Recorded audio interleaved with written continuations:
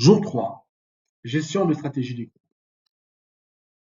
Par défaut, un domaine possède 2 GPO. Donc, 2 GPO par défaut. Donc, il y a la partie politique de domaine par défaut qui est liée au domaine et s'applique aux utilisateurs authentifiés. Stratégie de contrôleur de domaine par défaut qui est liée à une unité d'organisation de contrôleur de domaine. Attention, ne le modifiez pas.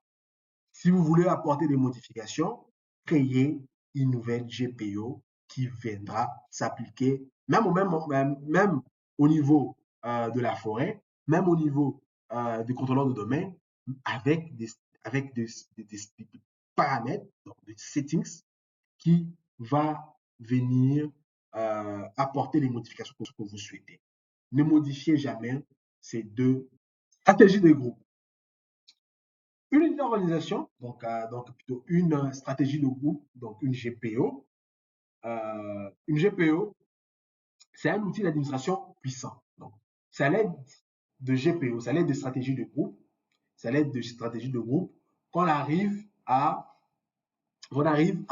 contrôler, à centraliser la configuration de nos ordinateurs à partir d'un ordinateur, à partir d'un domaine centralisé.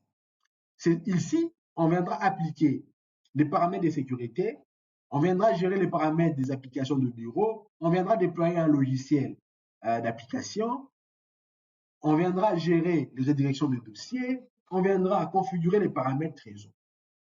Donc, vous pouvez utiliser pour appliquer les différents types de paramètres à un grand nombre des utilisateurs et des ordinateurs.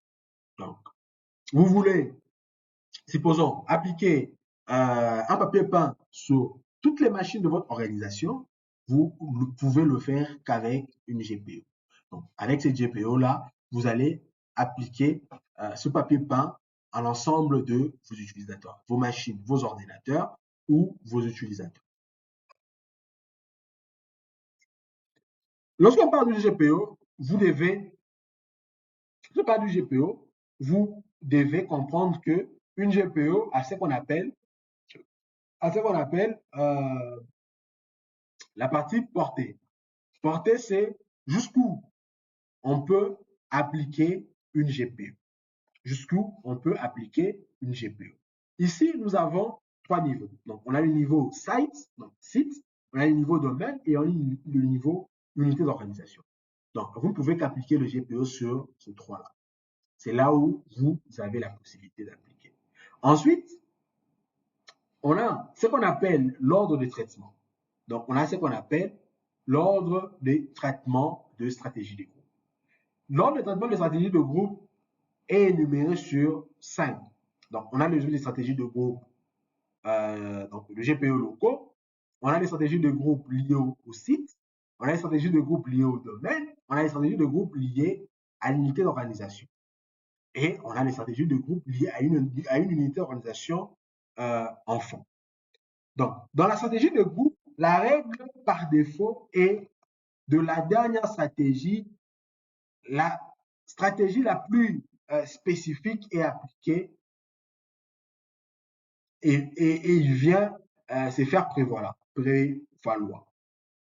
Donc, ça signifie quoi? Ça signifie s'il y a une GPO qui est appliquée au niveau de l'organisation, de l'unité d'organisation enfant, cette GPO-là viendra primer sur la GPO qui est appliquée au niveau de l'unité d'organisation parent, en cas de conflit. Mais vous pouvez aussi forcer l'application. Plus loin, on parlera de l'héritage. Donc, s'il y a une GPO, par exemple, qui demande à Office d'aller à gauche, qui est appliquée au domaine, et qu'il y a une GPO qui demande à Office d'aller à droite, c'est la GPO qui est appliquée à l'unité d'organisation enfant, cette GPO enfant-là qui va primer, qui viendra primer. Et les GPO sont appliqués soit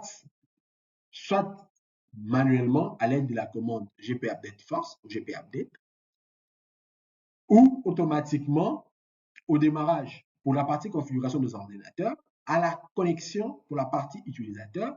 Par défaut, après la première application, 90 minutes plus tard, un décalage aléatoire allant jusqu'à 30 minutes pour continuer à appliquer les GPO qui viennent de se faire modifier. Donc, par défaut, c'est 90 minutes, donc 90 minutes après la première application du décalage. Donc, vous n'êtes pas obligé d'aller appliquer manuellement la GPO, sauf si vous voulez voir le résultat immédiatement. Sauf si vous voulez voir le résultat immédiatement. Catégorie d'une GPO. Donc là, c'est une GPO. Catégorie d'une GPO. Deux grandes catégories de configuration de stratégie des groupes. On a la partie configuration de l'ordinateur. C'est là où vous trouverez des paramètres des configurations de l'ordinateur. Et ensuite, on a la partie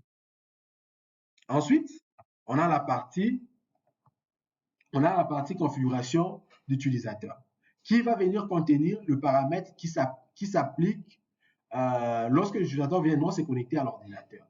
Donc ici, ça peut être l'actualisation de l'arrière-plan. Donc ça, c'est un exemple.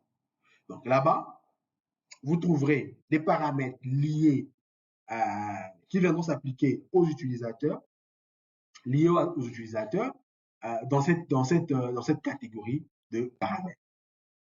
Ensuite, on a ce qu'on appelle le modèle d'administration.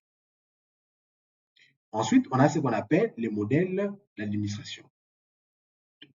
Donc, deux ensembles de modèles d'administration qui sont liés aux ordinateurs dans la partie configuration, catégorie de configuration des paramètres des utilisateurs dans les ordinateurs et dans la partie paramètres liés à l'utilisateur. Et quels sont les fichiers? Donc, quels sont les fichiers ADMX et ADML? Généralement, ce sont des fichiers de templates. Donc, ce sont des fichiers de templates. Ce sont des fichiers de GPO qui apportent les configurations de GPO. Donc, je vous suggérerai, à chaque fois que vous venez de déployer, un contrôleur de domaine, allez télécharger la dernière version de modèle d'administration compatible aux versions de Windows client que vous aurez sur votre part. Supposons que vous avez un Active Directory déployé sur un OS Windows Server 2016 et que vous avez des machines Windows 11. Il peut se faire que vos GPU ne puissent pas fonctionner parce que il y a incompatibilité de paramètres. Donc, dans la bonne pratique, je vous suggère toujours, lorsque vous finissez de déployer, vous allez télécharger la dernière version de modèle d'administration liée à la dernière version de client que vous avez dans votre parc ou que vous aurez dans votre parc. Et ce qui est disponible, vous venez le stocker au niveau du dossier Policy Definition. Vous stockez tout ce que vous allez trouver, vous le stockez à l'intérieur pour qu'il vienne faire une mise à jour. Et qu'est-ce qu'on appelle le magasin central? Ici, c'est une référentielle centrale pour le fichier ADMX et ADML. Généralement, ceci est stocké dans le sysvol et doit être créé manuellement.